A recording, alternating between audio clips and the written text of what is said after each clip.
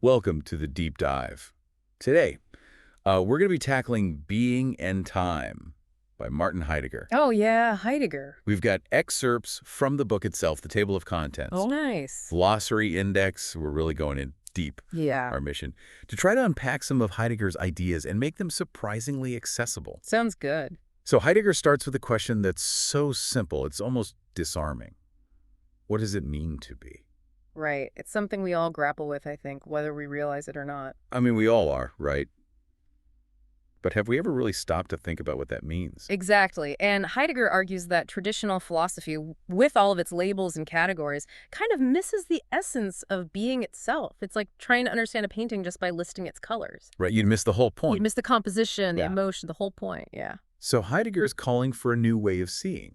Absolutely. And he introduces this term Dasein to describe the unique way that humans exist. Dasein.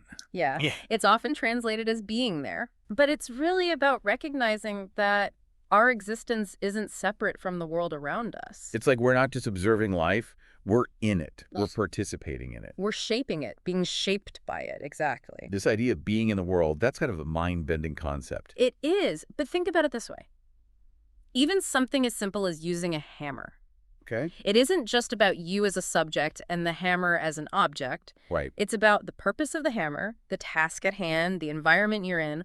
All of these things come together to make that moment of hammering meaningful. So the hammer only exists in relation to everything else. That's right. That interconnectedness is key to understanding Dasein. Wow. And it ties into another one of Heidegger's pretty radical ideas, and that's that our understanding of time is completely off. Wait, what? Time is wrong. Well, he argues that time isn't this linear objective flow that exists independently of us. Okay. It's intimately tied to how Dasein exists. So how does Dasein experience time differently? He talks about these three ecstasies of temporality, future having been and present. So the past, present, and future aren't just what we typically think they are. No, they're fundamental ways that Dasein projects itself into the world. Okay. So think about the future, for example. Okay. It's not just something that hasn't happened yet. Right. It's a realm of possibilities that Dasein projects itself towards. The dreams and anxieties that shape our actions right now. Yeah, I can relate to that. Constantly planning, worrying, hoping for things that haven't happened yet. Exactly. Like those potential futures are influencing my present. And having been isn't just a dusty collection of memories. Right. It's how Dasein draws on its past experiences to understand its present and make choices for its future. So our past isn't static. Right. It's constantly informing who we are becoming. So these ecstasies of time, they're all tangled up together. Yeah. It's like reframing everything I thought I knew about time. And for Heidegger, the present isn't just a fleeting moment caught between the past and future. It's where Dasein really encounters and engages with the world. It's where meaning is created. Okay, so that's a lot to unpack, but I'm starting to see how revolutionary this idea of temporality is. If time isn't what we typically think it is, what does that mean for how we actually live our lives? That's a great question, and one that Heidegger explores deeply. No. It's not about finding easy answers, but about recognizing that our experience of time is much more nuanced and complex than we usually assume. And how does all this relate to truth? Yes. If our experience of time is subjective, does that mean truth is subjective? Well, Heidegger tackles the concept of truth in a way that challenges traditional thinking. Okay. He says truth isn't about matching our ideas to some fixed reality. So it's not just about getting your facts straight. Right. For Heidegger, truth is about disclosing the nature of being itself. Okay. He uses the Greek word aletheia, which is often translated as unconcealment. Okay. So it's like truth is something that's revealed to us, not something we construct. Okay, can you give me an example of how this kind of truth plays out in our everyday lives? Sure, think about that hammer again. Okay. When you use it, you're not just manipulating a physical object. Right. You're engaging with its purpose, its potential, its place in the world. In that moment, the being of the hammer is revealed to you. So it's like truth is in the doing, The interacting, yeah. not just thinking about it. Precisely. That's fascinating. And this brings us to two more crucial concepts in Heidegger's work, authenticity and falling. Ooh, okay, tell me more. Heidegger says that Dasein can either live authentically, facing its own limits and possibilities head on, or it can fall into inauthenticity. So what does it mean to fall in this context? It's more about getting lost in the they The anonymous crowd conforming to expectations and distractions. Okay. We lose sight of our own unique potential and get swept away by the currents of everyday life. So authenticity is about breaking free from that. Yes, becoming aware of our own choices and living a life that's truly our own. Okay, this makes me think of Heidegger's idea of being towards death, which seems pretty intense. Yeah. Is he saying that thinking about our own mortality is the key to living authentically? Well, it's not about dwelling on morbid thoughts. Okay. It's about recognizing that our time is finite Right. and that this very finitude can be a source of immense meaning and motivation. Okay. It's a bit of a paradox, isn't it? Yeah, it's like by accepting our limits, we actually open ourselves up to greater possibilities. Heidegger would say that awareness of our own death isn't just a fact. It's a fundamental part of Dasein that shapes our entire existence. Wow. It can be scary, but it can also be profoundly liberating. So this deep dive is already making me think about life in a whole new way. Good. I can see why Heidegger is considered such a groundbreaking thinker, even if his ideas are, well, a bit challenging at times. He definitely makes you think. He does. And remember, we've got the glossary and index, Yes. which can be incredible tools for navigating Heidegger's unique vocabulary. Finding your way through the dense forest of his ideas. It's like having a map and a translator all in one. Exactly. I'm definitely going to be referring to those. Yeah. This is turning out to be quite a journey through being and time. Yeah. And we're just getting started. That's right. You know, one thing that really struck me about Heidegger's approach is his emphasis on phenomenology.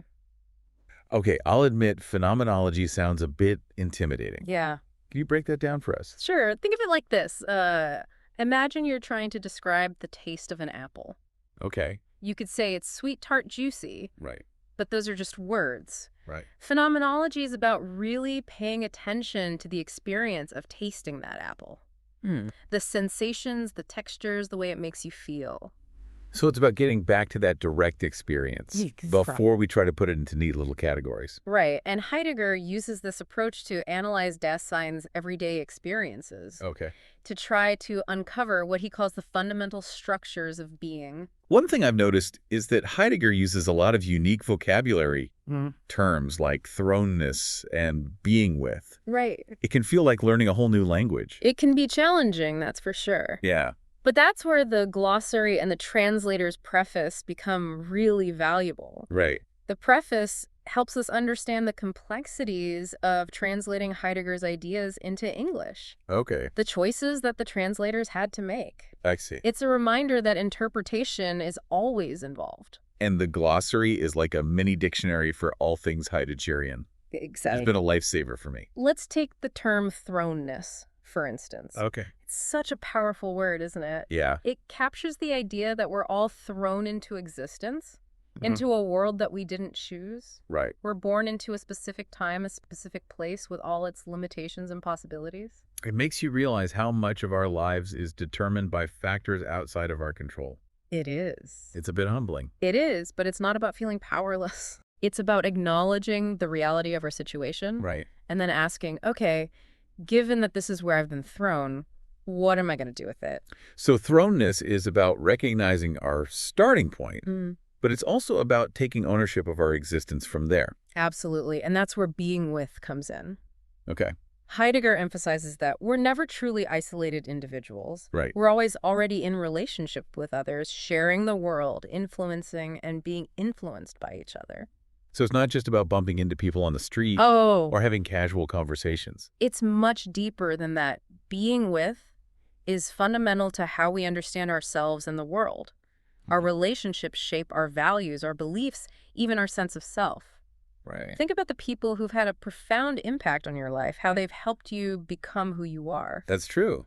I'd be a completely different person without the influence of my family, friends, teachers, even the strangers I've encountered. Right. It's like we're all part of this intricate web of interconnectedness. And this brings us back to the idea of falling that we discussed earlier. Right. Remember how Heidegger talks about getting lost in the anonymous crowd? Yes. Well, they can exert a powerful influence on us, shaping our desires, our anxieties, our very way of being in the world. It makes you wonder how much of our lives is shaped by these external forces Yeah, versus our own genuine choices. right. It's a bit unsettling. It can be, but by becoming aware of these influences, by understanding how they operate, we can start to reclaim our authenticity. Okay. We can start to make choices that are truly our own, Right. that align with our deepest values and aspirations.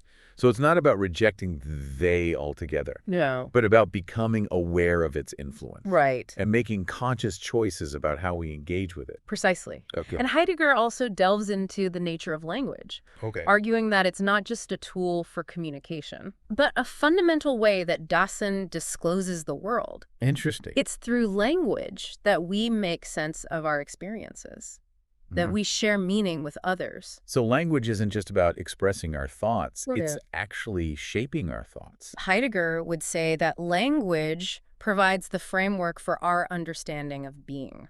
Okay. Think about how different cultures have different ways of describing the world, Right. different metaphors, different ways of structuring time and space. That's a really interesting point. Yeah, It makes me realize how powerful language is, it is. how it can both illuminate and limit our understanding. Heidegger also distinguishes between what he calls idle talk and authentic discourse. Okay.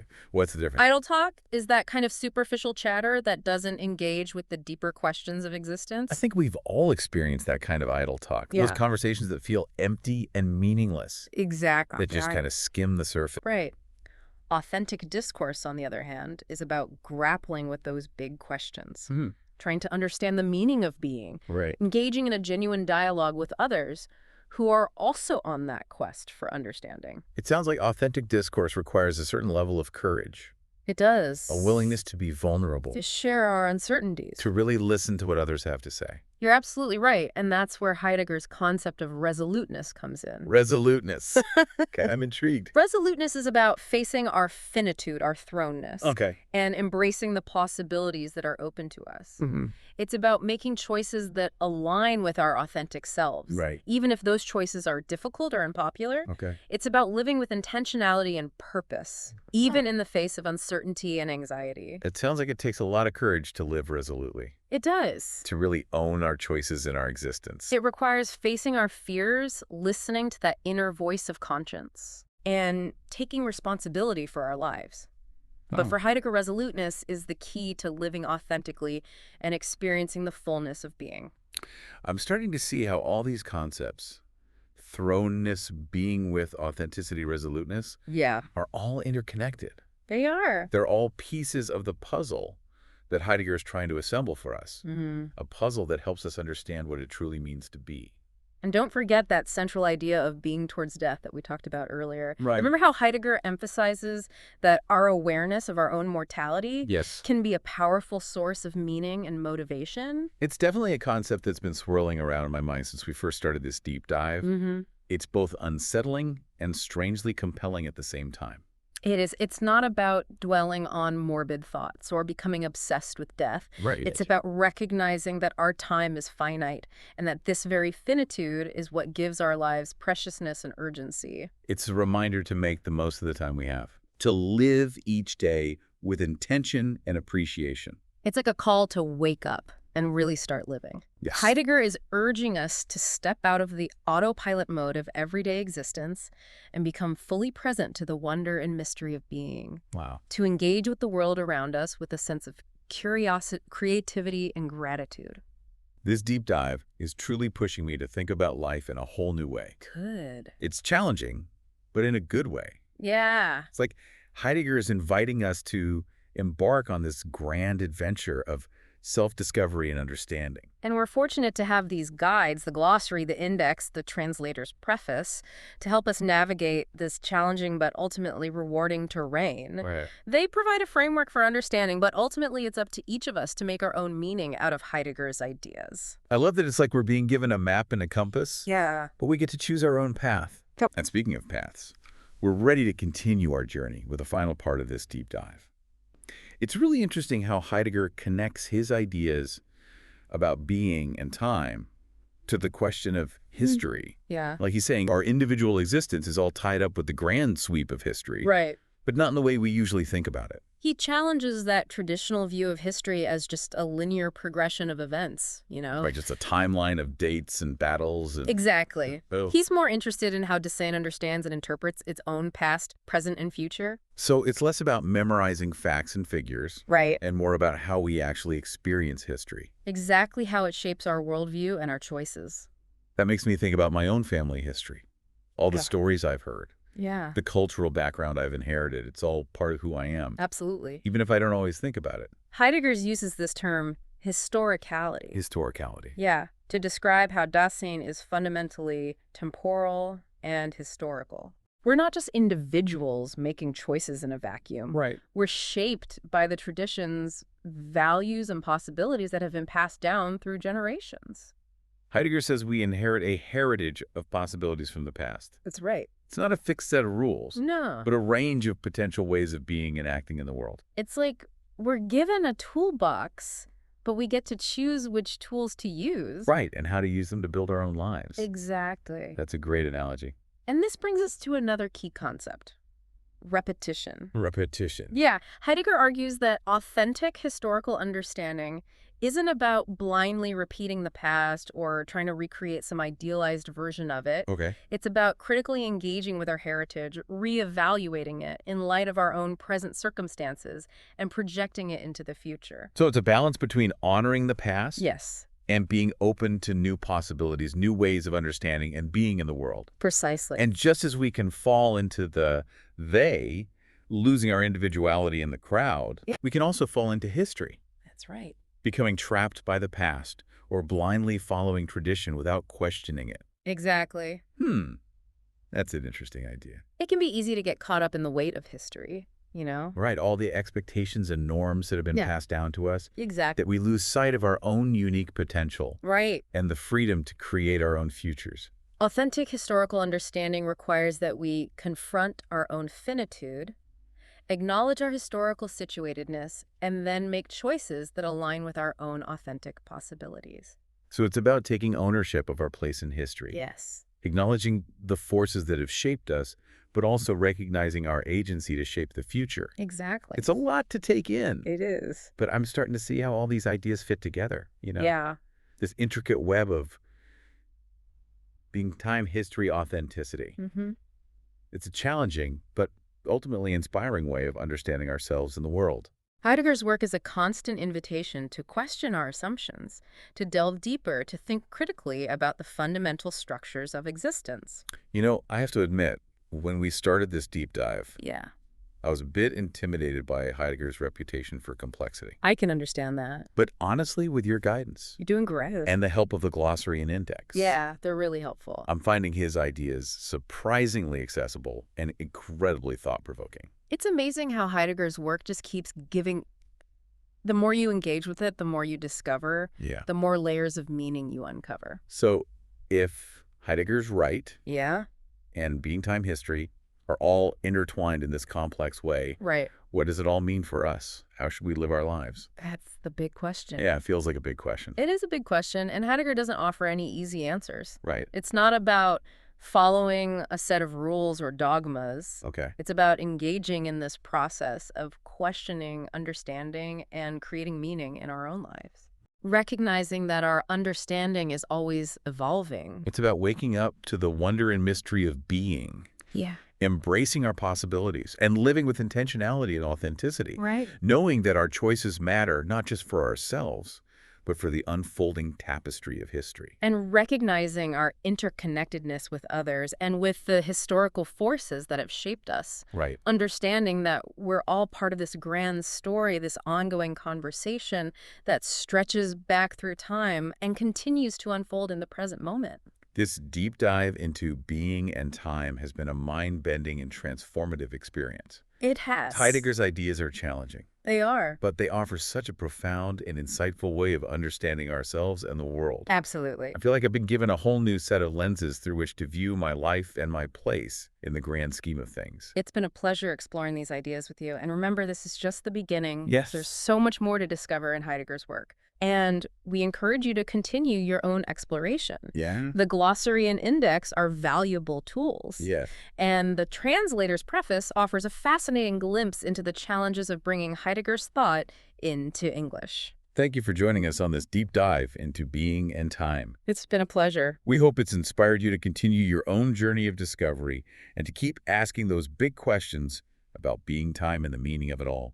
Absolutely. Until next time, keep seeking truth, embracing authenticity, and living each moment to the fullest